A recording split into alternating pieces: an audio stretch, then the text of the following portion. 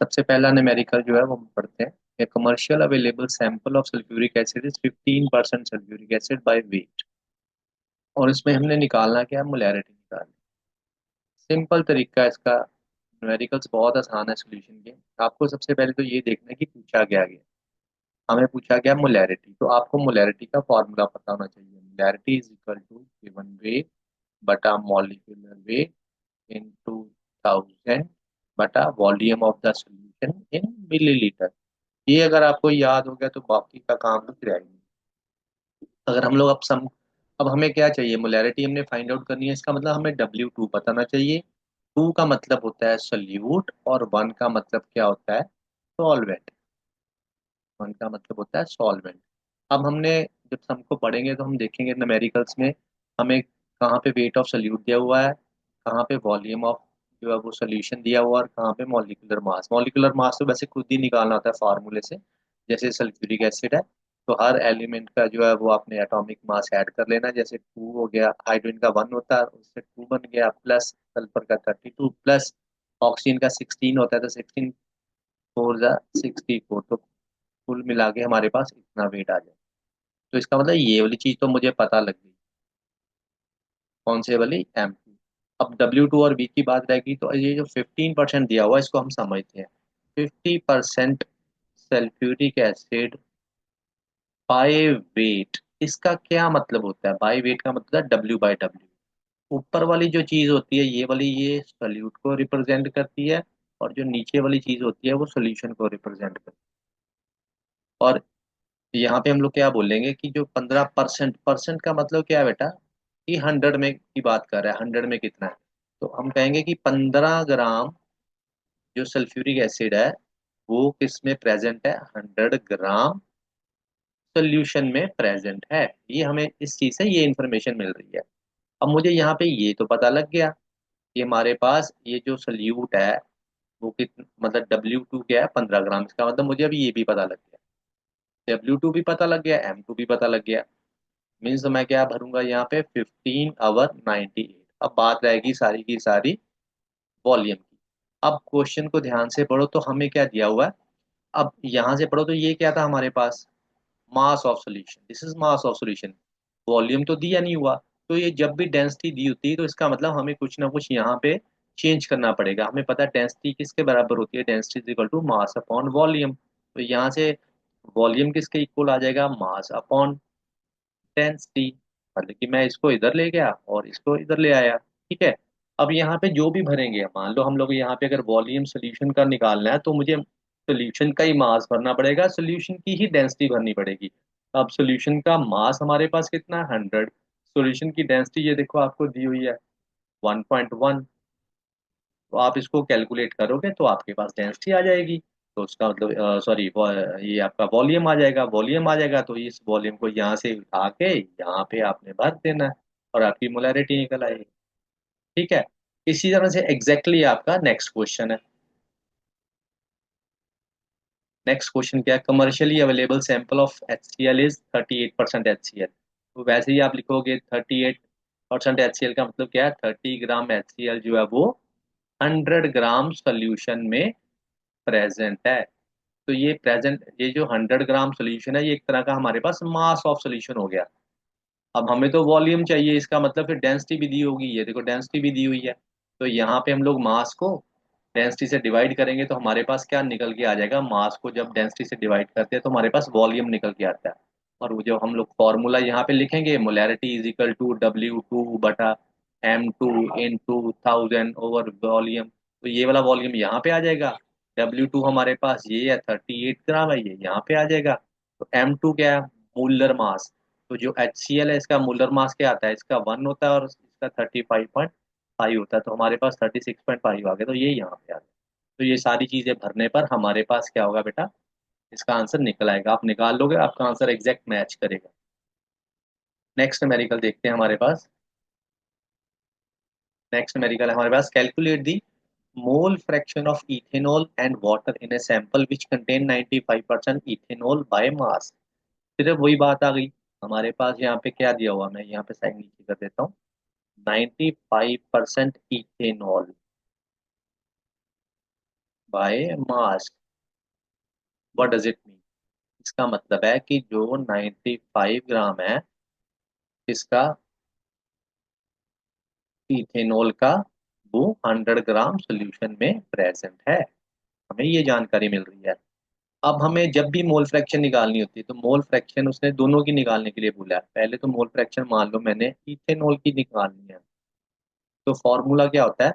जिसकी भी आपने मोल फ्रैक्शन निकालनी हो तो उस सब्सटेंस के नंबर ऑफ मोल्स पहले निकालने पड़ते हैं, डिवाइडेड बाय जो टोटल सोल्यूशन है। अब सोल्यूशन किससे मिलकर बनता है? सोल्यूट और सॉल्वेंट में। तो उसमें एक क्या है आपका? सोल्यूट का हो गया इथेनॉल, और सॉल्वेंट क्या हो गया आपका?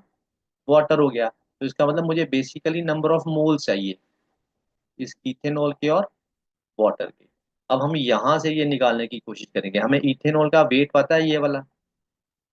इसी वेट को अगर मैं मॉलिक्यूलर वेट से डिवाइड कर दूं इथेनॉल के, तो ये किस में कन्वर्ट हो जाएगा?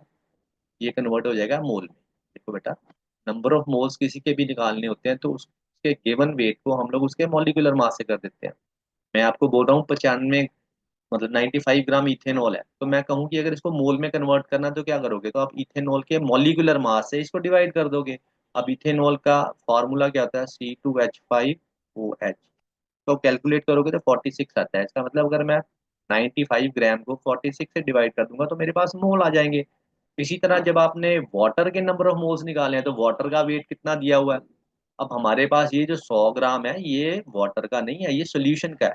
सोल्यूशन के वेट में से अगर सोल्यूशन किससे मिलकर बनता है बेटा? सोल्यूशन बनता है मिलकर सोल्यूट और सॉल्वेंट से।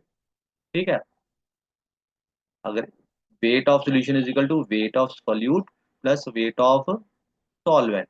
अगर मैंने सॉल्वेंट का वेट निकालना तो क्या करना पड़ेगा? इसको दूसरी तरफ ले जाकर मैं माइनस कर दूंगा। इट मीन्स अगर मैं इसका 95 है इसका 100 है, तो 95 को इधर ले जाके माइनस किया तो मेरे पास 5 ग्राम बचा। इट मीन्स मेरे पास जो वेट आएगा सॉल्यूट का, सॉल्वेंट का, वो 5 आएगा। अब उसका मॉलिक्यूलर वेट क्या होता है? 18। तो हम इससे निकाल के इसके भी नंबर ऑफ मोल्स आ जाएंगे। जब दोनों के नंबर ऑफ निकल आएंगे, ये आपके नंबर ऑफ मोल्स निकले हैं इथेनॉल के, ये वाले नंबर ऑफ निकले हैं वाटर के, तो आप यहाँ पे डिवाइड करो, इसमें पुट करोगे वैल्यूज तो आपके पास मोल फ्रैक्शन आ जाएगी इथेनॉल की। इसी तरह से जब आपने मोल फ्रैक्शन वाटर की निकालनी है तो आपने क्या करना है? आपने ये नहीं करना कि आप ऊपर number of moles of water रख लिए और नीचे उसी तरह से फिर इथेनॉल प्लस वाटर कर लिया है। तो ये भी तरीका सही है, बट हमें क्या जरूरत है पूरा निकालने की? क्योंकि हमें पता है कि सल्यूट और सॉल्वेंट की जो टोटल मोल फ्रैक्शन होती है वो 1 के बराबर होती है। इसका मतलब अगर आपने इथेनॉल की निकाल ली तो उसको ले जाकर दूसरी तरफ 1 में से माइनस कर दो तो आपके पास वाटर की मोल फ्रैक्शन आ गई। ठीक है बेटा। तो नेक्स्ट अब करते हैं क्वेश्चन। समय लगी होगी, आप इसको आप खुद करना, आपका आंसर मैच कर जाएगा। Next question is 2.82 gram of glucose is dissolve in 30 gram of water. Calculate the mole fraction of glucose. Exactly वैसा ही क्वेश्चन है, या मैं यहाँ पे लिख के बताता हूँ। उसने क्या बोला? 2.82 ग्राम ग्लूकोज, एक चीज ये दी है, दूसरी तरफ क्या दिया है हमें? हमें दिया है 30 ग्राम वाटर। अब मैंने आपको बताया अभी कि किसी भी कोई भी सब्सटेंस अब का अगर हमें वेट गिवन हो तो हम उसको कन्वर्ट कर सकते हैं मॉलिक्यूलर वेट में। जैसे ग्लूकोज का हमें 282 ग्राम दिए हुए हैं, तो कोई बात नहीं, हम इसको मोल्स में कन्वर्ट कर सकते हैं कि ग्लूकोज के कितने मोल दिए हुए हैं। तो उसके मुझे लिए क्या करना पड़ेगा? मुझे 282 को इस ग्लूकोज के मॉलिक्यूलर मास से डिवाइड कर देंगे। ग्लूकोज का फार्मूला होता है ClH6H12O6। इसका अगर कैलकुलेट करोगे तो 180 ग्राम होता है। तो मैं यहाँ पे 180 ग्राम से डिवाइड करके इसके मेरे पास क्या आ जाएंगे? Number of moles of glucose. इसी तरह वाटर का गिवन वेट क्या है मेरे पास? 30। तो मॉलिक्यूलर मास क्या होता है? अभी ऊपर निकाला 18। इसको कैलकुलेट करोगे तो इसके भी नंबर ऑफ मोल्स आ जाएंगे। अब उसके बाद तो मोल फ्रैक्शन का फॉर्मूला लगाओ। जैसे मान लो आपने ग्लूकोज का निकालना है तो आप क्या करोगे? Number of moles of glucose बटा number of moles of glucose plus number of moles of water में सारी वैल्यू पुट करो, ये ग्लूकोज की निकल आएगी। और जब आपने मोल फ्रैक्शन वाटर की निकालनी है तो 1 में से इसकी मोल फ्रैक्शन को माइनस कर दो। क्लियर है बेटा? नेक्स्ट है हमारे पास 6 क्वेश्चन। 6 क्वेश्चन में क्या कहा गया कि ऑस्मोटिक प्रेशर फाइंड आउट करना है। पास्कल में exerted by solution prepared by this. तो सबसे पहले तो हम लोग फॉर्मूला लिखे ताकि हमें पता लगे क्या क्या चीज उसने पूछी है। Solution water is this. Basically osmotic pressure निकालना है। ऑस्मोटिक प्रेशर का फॉर्मूला आता है T/R T। ये कंसंट्रेशन है, कंसंट्रेशन होती है। कंसंट्रेशन में साइड पर बताता हूँ। कंसंट्रेशन हमें ये बताती है number of moles of solute per unit volume. ठीक है। हम इसको इसमें number of moles per unit volume में भी लिख सकते हैं। अच्छा, यहाँ पे वॉल्यूम आप लीटर में भी भर सकते हो, आप एमएल में भी भर सकते हो। अगर एमएल में भरते हो तो फिर आपको क्या करना पड़ेगा, फिर आपको क्या करना पड़ेगा, आपको 1000 से मल्टीप्लाई ऊपर जाके लो, उसको डिवाइड कर दो, ऊपर जाके वो मल्टीप्लाई हो जाएगा। क्लियर है। तो यहाँ पे हम लोग क्या करेंगे फिर, हमारे पास है ये 6 क्वेश्चन है ना, इसमें हम लोग मोर फार्मूला लगाएंगे नंबर ऑफ का। मैं अभी करके दिखाता हूँ आपको। आपने यहाँ पे क्या किया, यहाँ पे जगह कम है, यहीं पे कर देते हैं। हमारे पास ये वाला फार्मूला क्या बनेगा, इसकी जगह पे मैं लिख सकता हूँ। मैं चलो आपको ऐसे एक्सप्लेन करके बताता हूँ। ये इसकी जगह पे ये आ गया, इसकी जगह पे ये, इसकी जगह पे ये। अब इसको थोड़ा सा और सिंप्लीफाई करते हैं। ये मैं क्यों सिंप्लीफाई कर रहा हूँ, अगर आप सम पढ़ो तो यहाँ पे आपको उसने कहा है कि जो सोल्यूशन बना है वो 1 ग्राम ऑफ पॉलीमर को डिसॉल्व किया है। इसका मतलब मुझे वेट ऑफ दिया हुआ है सोल्यूट। तो मैं क्या करूंगा, इस एन को पहले एक्सपेंड करूंगा, मतलब इसकी जगह पे लिख दूंगा, क्योंकि ये नंबर ऑफ मोल सोल्यूट के होते हैं। तो W2/M into over volume into R into T. मैंने ये कर। अब उसके बाद मैंने क्या किया, मैंने, अब मेरे पास ये चीजें होगी। अब मैंने क्या करना है, सारी चीजें भरनी है यहाँ पे। यहाँ पे 1 ग्राम भर दिया। W2 हमारे पास क्या दिया हुआ है, ये देखो 1 ग्राम।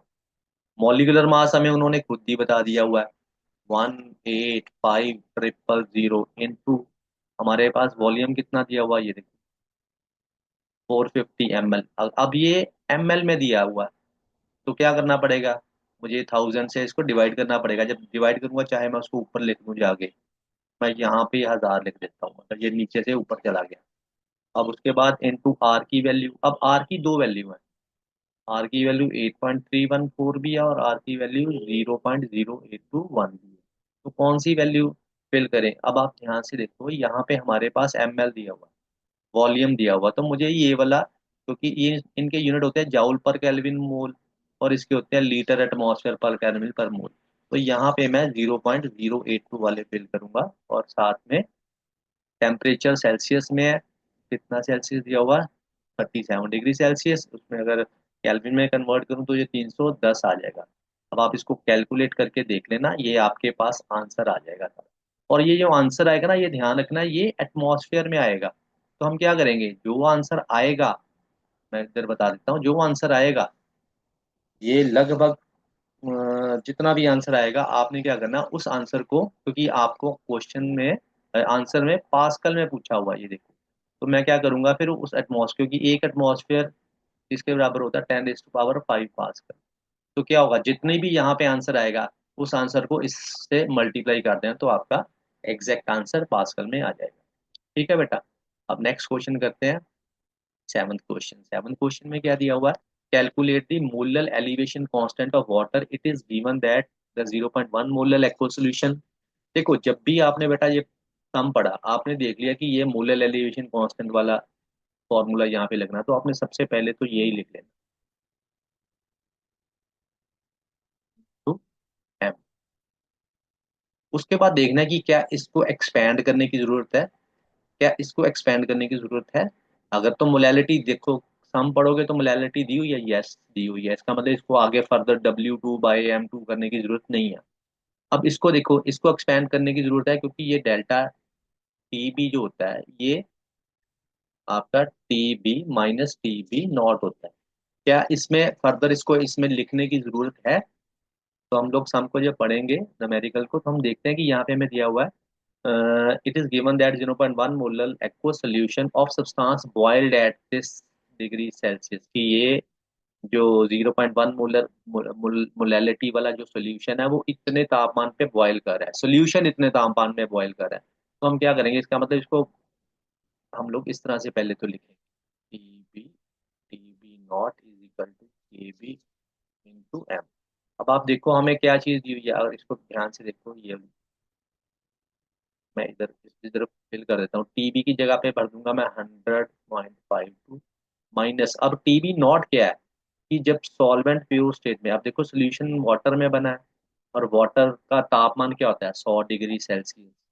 तो इसका मतलब दोनों में डिफरेंस 0.52 आ गया। दूसरी तरफ इसकी जगह पे क्या बनेंगे, दूसरी तरफ केबी की वैल्यू हमें कितनी दी हुई है, ये 0.5, 0.52 होगी केल्विन की वैल्यू, और उसके बाद एम की वैल्यू कितनी थी 0.1। क्लियर है। तो यहाँ पे अ, निकालना तो केबी था ना, केबी ये गलत कर दिया मैं। यहाँ पे उसने क्वेश्चन पूछा मोलर एलिवेशन कांस्टेंट, ये आंसर दिया हुआ, सॉरी ये आंसर दिया हुआ ये आपने यहाँ पे ए बी लिख रहने देना। अब यहाँ का जो डिफरेंस आएगा उसको 1.1 से, अब ये कितना डिफरेंस आ रहा है 0.52 डिवाइडेड बाई 0.1, तो ये किसके बराबर आएगा के बी। पॉइंट हटाओ यहाँ पे ये लगा दो, तो देखो क्या आ जाएगा, आंसर यही आ रहा है 0.52, यही आ रहा है 0.52। ठीक है बेटा। नेक्स्ट स्टेप ना, addition of 0.643 gram of compound of a compound to 50 ml of benzene with density this lowers the freezing point from this to this। इसमें ये गिरावट आ रही है, डिप्रेशन इन फ्रीजिंग पॉइंट। यहाँ से पता लग रहा है कि आपको कौन सा फॉर्मूला लगाना है। अब यहाँ पे निकालना है मॉलिक्यूलर मास, तो मैं क्या करूंगा, पहले तो मैं फॉर्मूला लिख दूंगा, delta T F is equal to K F into, क्योंकि मॉलिक्यूलर मास निकालना इसका मतलब मुझे मोलैलिटी को एक्सपेंड करना पड़ेगा। यहाँ पे जो एम है उसकी जगह पे मैं लिख देता हूँ W इंटू 1000/W1। सिंपल ऐसे कर लो। अब क्या करो, जिस चीज को निकालना है उसको लेफ्ट साइड पे ले जाओ, और इधर जो लेफ्ट वाली चीज है ऊपर पड़ी है ना इसको नीचे ले। तो हमारे पास फॉर्मूला क्या निकल के आएगा, M2 is equal to K B into W2/डेल्टा टी एफ इंटू 1000/W1। अब देखो के एफ की वैल्यू हमें दी हुई है, यस के एफ कितना दिया हुआ हमें, मैं यहाँ पे साइड पे लिखता जा रहा हूँ 5.1, ये भी पता लग गया। W2 भी दिया हुआ है, यस W2 भी हमें दिया हुआ है 0.643। और क्या चाहिए, ये भी हो गया, ये भी हो गया। W1 दिया हुआ है, यहाँ पे हमें 50 ml दिया हुआ है। W वॉल्यूम दिया हुआ, तो हमें पता है वॉल्यूम को मास में कैसे कन्वर्ट करेंगे, density is equal to mass upon volume. हम और मास में कैसे कन्वर्ट करेंगे, mass is equal to density into volume. जिसकी डेंसिटी भरेंगे उसी का वॉल्यूम भरेंगे और उसका ही मास आएगा। तो डेंसिटी हमें किसकी दी हुई है, बेंजीन की, जो कितनी है 0.879, और उसके साथ मल्टीप्लाई करेंगे 50 ml, तो ये मल्टीप्लाई करके हमारे पास क्या आ जाएगा, मास ऑफ, मास का मतलब वेट ऑफ आपका सॉल्वेंट आ जाएगा। तो मतलब ये चीज भी मेरे पास निकल आई, ये भी निकल आई, ये भी निकल आया, ये भी निकल आया, सिर्फ डेल्टा टी एफ आ गया। डेल्टा टी एफ क्या रिप्रेजेंट करता है, डिप्रेशन, कि कितना डिप्रेस हुआ है। मतलब कि अगर पहले तापमान कितना था फिर डिप्रेस होके कितना हो गया ये। तो इसमें से 11 में से 3 गए, 8 यहाँ पे बचे 4, तो ये 0.48 यहाँ पे फिल कर दो। तो आपकी सारी वैल्यूज पता लगी, फिल करने के बाद आपके पास M2 आंसर आ जाए। ठीक है बेटा। तो ये आपका 8 न्यूमेरिकल्स मैंने हो गया। देखते हैं इसको थोड़ा सा आगे आगे भी करवा, खत्म ही करवा देता हूँ, करता हूँ।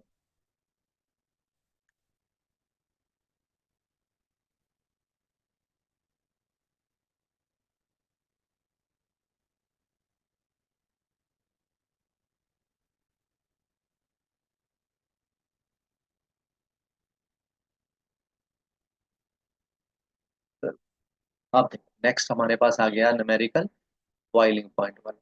तो इसके लिए फॉर्मूला कैसे लिखेंगे, ये देखो यहाँ पे साइड पे मैं फॉर्मूला लिखता हूँ, delta T B is equal to K B into M को मैं एक्सपेंड करके इसलिए लिख रहा हूँ क्योंकि मुझे नजर आ रहा है कि यहाँ पे ग्राम दिए हुए हैं। ये देखो उसको ल्यू, इसका भी मास दिया हुआ, इसका भी दिया हुआ, W2/M2 इंटू 1000/W1, ये पूरा का पूरा पार्ट क्या है M है। अब देखो न्यूमेरिकल में क्या किया, हमें उसने निकालने के लिए क्या किया M2, तो इसका मतलब M2 को इधर ले जाता हूँ, इस तरफ ले जाता हूँ, डेल्टा टी को उधर। मैं दोबारा से लिखता हूँ M2 is equal to K B into W2 delta T B into 1000/W1। अब देखिए क्या ये भी दिया हुआ है कि नहीं दिया हुआ ऊपर, के बी यस दिया हुआ है।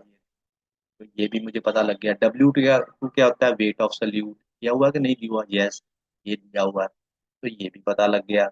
W1 वेट ऑफ सॉल्वेंट, ये 90 ग्राम दिया हुआ, तो हो गया। अब सिर्फ एक चीज आएगी कि कितना जो है एलिवेशन आया था, मतलब कितनी बढ़ोतरी हुई थी सॉल्वेंट में जब मैंने सोल्यूट को ऐड किया था। तो उसने कहा कि जो तापमान था वो रेज होके 354.11 केल्विन हो गया। जितना पहले था, पहला सॉल्वेंट का पहला कितने बताया, 353.21। इसका मतलब मुझे ये डिप्रेशन निकालना पड़ेगा, क्योंकि हमें सॉल्वेंट का भी दिया और सोल्यूशन का भी दिया। तो इसकी जगह पे इसको चाहे साइड पे भी आप कर सकते हो कि delta T B is equal to T B minus T naught B, और इसमें फिर इसकी वैल्यू भरेंगे। इसकी वैल्यू कितनी दी हुई है, 354.11 और माइनस 353.23। इसमें माइनस में जो आंसर आएगा उस आंसर को यहाँ पे जो आएगा वो यहाँ पे फिल कर देना। तो सारी चीजें पता लग गई, तो M2 हमारे से निकल आएगा। तो ये देखो M2 का आप निकाल के देख लेना, आपका आंसर निकल आएगा। नेक्स्ट क्वेश्चन हमारे पास है, 45 ग्राम of ethylene glycol is mixed with 600 gram of water. What is the freezing point of the solution? अब देखो हमारे पास फॉर्मूला क्या है, delta T F is equal to K F into M. अब एम लिखूं या एक्सपेंड करके लिख दूं? अब देखो यहाँ पे मुझे नजर आ रहा है कि 45 ग्राम दिया हुआ, 600 ग्राम, यहाँ पे लिख देता हूँ W2 बटा M2 इंटू 1000 बटा W1। अब देखिए क्या क्या गिवन है हमारे पास, ये के एफ की वैल्यू दी हुई है, तो ये तो चीज पता लग गई। W2 दिया हुआ 45 ग्राम, ये भी पता लग गया। 600 ग्राम वाटर दिया हुआ, ये भी पता लग गया। अब मॉलिक्यूलर मास हम फॉर्मूले से निकालते हैं, तो ये मेरे पास फॉर्मूला है। तो यहाँ से कार्बन का कितना हो गया, 24 + 6, 30 प्लस इसमें कितना ऐड करना है, 32। तो टोटल हो गया 62। इसका मतलब मुझे मॉलिक्यूलर मास भी पता लग गया, ये भी पता लग गया, चारों चीजें पता लग गई हैं। तो मेरे पास जो आएगा वो क्या निकल के आएगा, डेल्टा टी एफ निकल के आएगा। अब उसने पूछा है हमारे पास कि फ्रीजिंग पॉइंट सोल्यूशन का निकाल लो, तो कोई बात नहीं, इसका यहाँ पे कुछ ना कुछ तो आंसर आएगा ना। अब इस चीज को लेफ्ट वाली साइड को आप लिख दो ऐसे, डेल्टा टी नॉट माइनस ये, इसको एक्सपेंड कर दिया, और इधर आंसर तो लिखा ही हुआ है। अब इसका जो क्या बोलते हैं, क्योंकि ये वाटर में है, वाटर जो सॉल्वेंट वाटर है, इसका मतलब हमें प्योर सॉल्वेंट का तो पता ही है, जीरो। इसका टी एफ रहने दो, इसको यहाँ पे जो भी आंसर आएगा, जैसे इसको आप कैलकुलेट करोगे सारा, तो आपका इतना आंसर आ जाएगा ये जो लिखा हुआ है, मतलब यहाँ पे आ जाएगा 2.25। अब क्योंकि इसके आगे माइनस है, तो ये माइनस इधर हटा, दोनों तरफ माइनस से मल्टीप्लाई कर दो, इधर माइनस खत्म हो जाएगा, इधर माइनस आ जाएगा, तो ये आपके पास सेल्सियस में आंसर आ जाएगा। वो बेटा आपको सारे पता लगे होंगे कि ये न्यूमेरिकल कैसे सॉल्व करने हैं। अब एक बार सारे खुद से प्रैक्टिस कर लेना, आपको क्लियर हो जाएगा। ठीक है बेटा, थैंक यू।